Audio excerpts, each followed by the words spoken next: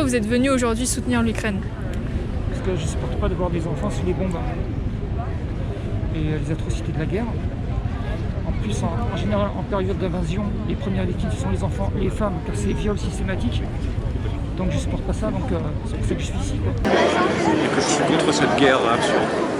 On manifeste pour la paix et on pense que c'est vraiment une grosse erreur.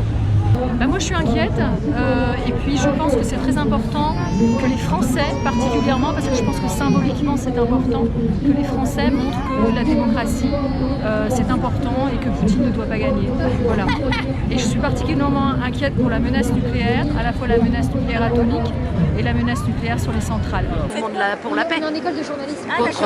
Contre Mais parce que c'est terrorisant ce qui se passe. Voilà. Il faut bien manifester. Depuis quand vous avez entendu parler de ce conflit? Depuis c'était pas difficile depuis la première minute. On est au 9e. C'est-à-dire? Non, on est même au 10e jour. On est au 10e jour. Depuis combien de temps vous avez entendu parler du conflit là? Depuis les premiers jours, il y a 10 ans de ça. Non, depuis 2014. Ah, vous parlez du conflit du Donbass. Oui, oui, D'accord. ça en découle du Donbass quand même. Oui, je sais pas. Parce qu'à mon avis, à ce moment-là, on peut remonter encore plus loin. Parce que si c'est Poutine, on peut remonter encore. Ça ne suffit pas en 2014, on peut y aller en 2004 aussi. Et ça fait combien de temps que vous avez entendu parler de ce conflit? Depuis le commencement. C'est-à-dire? Ça a commencé, il me semble, il y a 8 jours maintenant ou 9 jours, je me souviens plus bien. Ça fait longtemps qu'ils étaient à la frontière. Ouais, bien sûr. Ouais. Mais non, hier il me semble. Non, bon, c'est hier. Parce qu'on a fait. On a fait une petite veillée à la maison en fait au moment où. C'était avant-hier, je crois. Avant-hier, où les cloches ont sonné et ça faisait 7 jours. Donc voilà.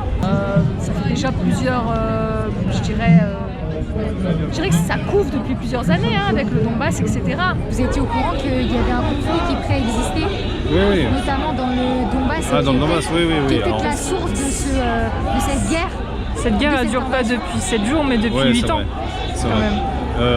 Alors, disons que l'invasion de l'Ukraine s'est faite effectivement Récemment. Ouais.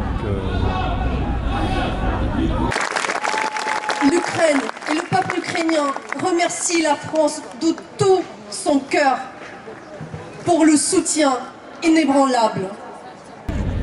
Quand ça a commencé, quoi, il y a à peu près une dizaine de jours, quoi. Je retire ça parce que... Est-ce que vous étiez au courant que ce conflit préexistait depuis 8 ans environ? Ouais, parce que oui, c'est avec le Donbass. Mais même, par exemple, quand Poutine parle de dénazification, je connais l'histoire. Je sais qu'en 1941, l'Ukraine s'était un peu rangée du côté Nationaliste? Ouais, exactement, du Troisième Reich, quoi. Et que ça, ils l'ont payé jusqu'à maintenant, quoi. Donc voilà, quoi. Bon, je connais l'histoire. Ouais.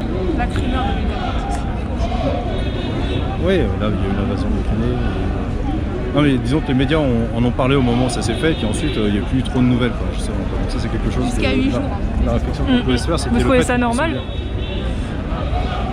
Que. Vous documentez, vous lisez des livres? Moi je regarde principalement Arte, tout le reste, les chaînes en continu. Je trouve qu'au contraire ils font énormément de mal aux gens qui sont faibles ou influençables. Donc pour moi c'est Arte et des fois c'est un peu CNN. Et bon après c'est CNN, c'est le côté anglo-saxon, Biden et compagnie, quoi. Vous lisez un petit peu les journaux aussi ou pas du tout? Je lis Libération, Le Figaro, les choses comme ça. Voilà.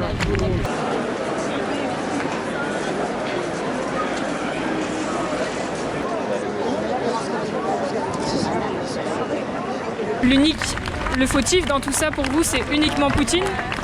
Non, c'est aussi l'Europe. Enfin, pour moi aussi. Ça c'est clair et net. Des deux côtés, quoi. L'Europe par rapport... L'Europe par rapport au Donbass qu'elle a laissé faire il y a quelques années, quoi. Il a fallu le veto. Et maintenant, je trouve que c'est un peu tard pour se retourner, quoi. Parce que les choses sont engagées. Voilà, quoi. Poutine! Ah, ils vont nous faire chier les macronistes. L'Ukraine aux Ukrainiens! L'Ukraine aux Ukrainiens! Sans l'OTAN, ni troupes russes. Le vrai responsable c'est Poutine. Je trouve que ça serait vraiment dangereux qu'on commence à dire c'est la faute de l'OTAN, c'est de notre faute, etc. Non, je pense que ça serait une forme comment dire, de détournement. Voilà, non, je pense que voilà. Ah bah là c'est la guerre des impérialismes américains, français. Vous pensez que les Américains sont dans le coup aussi? Ah bah complètement. Ils financent la guerre. Poutine voulait une certaine neutralisation de l'Ukraine. Est-ce qu'on aurait pu éviter ça ou vous pensez que c'est un prétexte? Je pense que c'est un prétexte, vraiment. Je pense que c'est vraiment ça, c'est un prétexte. Moi je suis du Kiev. D'accord. Et Dnipro. Est-ce que pour vous, le Donbass et la guerre qui s'y passe, c'est ce qui est à l'origine de la réaction de Poutine ou ça n'a aucun rapport? En fait, c'est Poutine qui a créé ce guerre. Avant Poutine, il n'y avait pas de problème. Est-ce que vous pouvez nous expliquer? Avant 2014, il n'y avait aucun problème dans les régions. Aucun manifestation, rien. Même à l'époque, au début de l'Ukraine indépendante, c'est le Donbass qui a créé l'Ukraine indépendante. C'est les gens de Donbass qui ont fait une grande manifestation pour aussi faire en sorte que l'Ukraine soit indépendante. Il n'y a pas de problème avec le Donbass. C'est quand en 2014, quand on avait les révolutions pour tomber le régime de Yanukovych, parce que c'est un régime qui est aussi devenu très corrompu, les peuples ukrainiens ont décidé que ça suffit. Il y avait une révolution, on a changé le gouvernement, et aussi il a eu l'opportunité de déstabiliser. Il a envoyé les gens, l'armée, dans les régions, ils ont créé de fake manifestations, ils ont créé la guerre. On l'a laissé faire depuis des années et des années. Voilà. Il a pris un petit bout par-ci, un petit bout par-là. Donc pourquoi pas un peu plus. De voir ce pays rentrer dans l'OTAN était pour lui contraire aux accords de Minsk. Et moi j'y crois pas 30 secondes à la menace de l'OTAN. OTAN, il n'y a rien à voir avec toute cette situation. Nous sommes là parce qu'il faut que stoppe la propagande. La propagande, ça suffit. On a fermé Russia Today, mais cela ne suffit pas. Il faut répondre pied à pied à ceux qui nous parlent d'humiliation russe. La Russie n'a jamais été humiliée. Il faut arrêter avec la soi-disant peur de la Russie d'être agressée. Personne n'a jamais agressé la Russie dans les 50 dernières années et encore moins de la part de l'Ukraine. Il faut que nous cessions d'entendre ou que nous cessions d'accepter d'entendre que Poutine a déclenché cette guerre atroce parce qu'il craignait une menace de l'OTAN. C'est faux. Ce que craint Poutine, c'est pas l'OTAN, c'est la démocratie. Est-ce que vous pensez que Poutine va s'arrêter à l'Ukraine ou va peut-être... Non, moi je pense qu'il va pas s'arrêter tout court. Je veux dire, pour moi il est fou. Ah si. Si.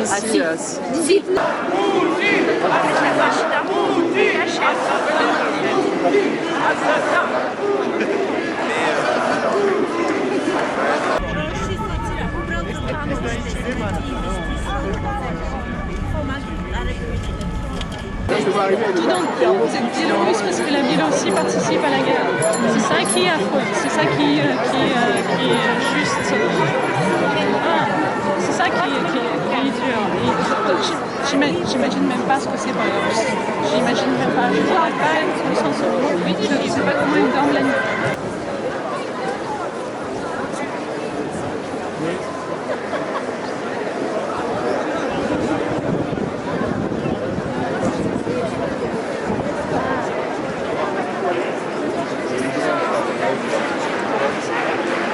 Vous pensez qu'il devrait y avoir encore plus de sanctions envers la Russie?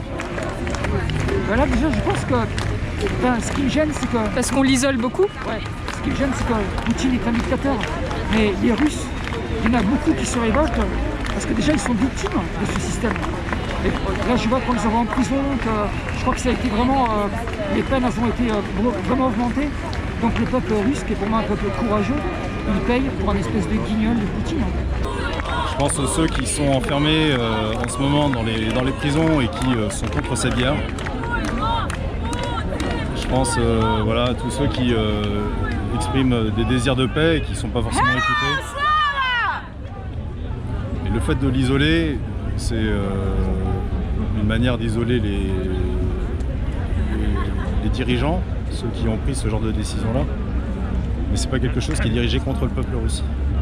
Pas mal, mais on pourrait sans doute faire plus. En tout cas, je pense que c'est important, c'est tout ce qui concerne le gel des finances, donc le réseau SWIFT et tout ça. Ça, je pense que ça va bien les embêter. Vous vous rendez compte que la Russie, c'est 150 millions de personnes qui se partagent un PIB presque inférieur à celui de l'Espagne. Comment voulez-vous que ça ne puisse pas avoir une influence sur la population russe dans le mois qui vient, dans les 2 mois qui viennent? Ils ont même plus Ikea.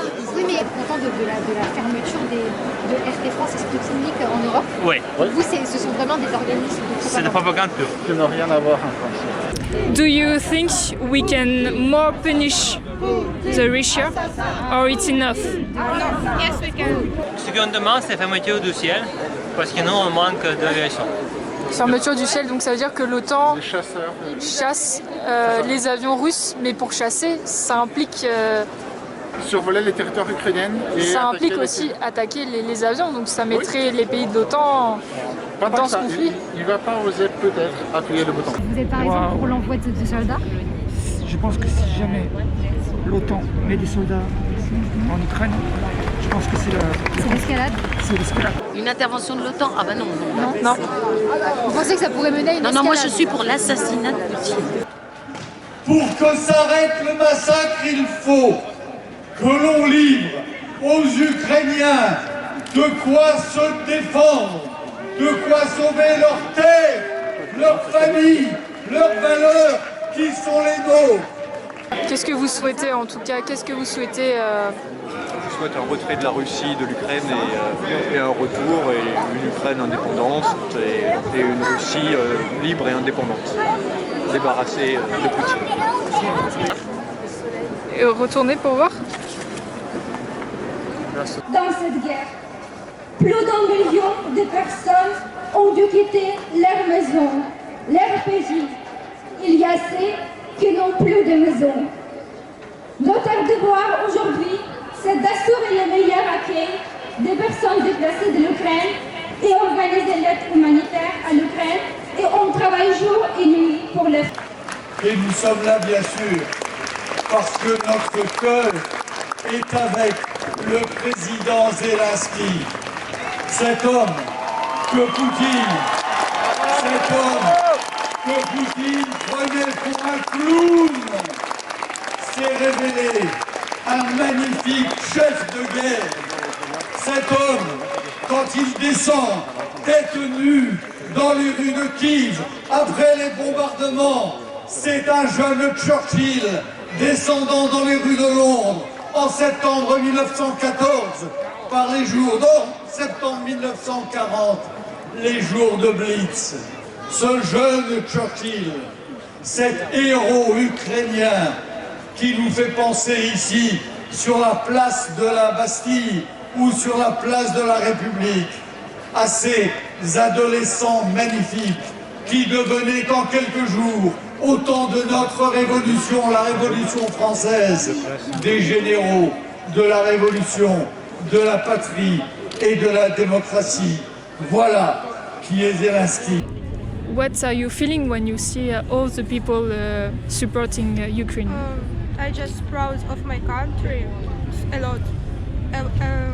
About all my nation, people here, all the people who help us, who help Ukraine. It's not just Ukrainian, it's people around all the world. So it's I'm proud of. Comment vous expliquez par exemple le fait qu'on s'intéresse autant à ce conflit quand par exemple le conflit Arménie-Azerbaïdjan n'a intéressé personne, alors que l'Arménie est au cœur de l'Europe. Personne ne s'est occupé du sort des Arméniens qui étaient massacrés aussi. Parce que ça, on s'en fout. Les gens s'en foutent. Je sais pas, ils ne doivent être pas assez blancs, ils n'ont pas un drapeau assez bleu et jaune, je sais pas. C'est pareil pour la Syrie, à ce moment-là. C'est pareil pour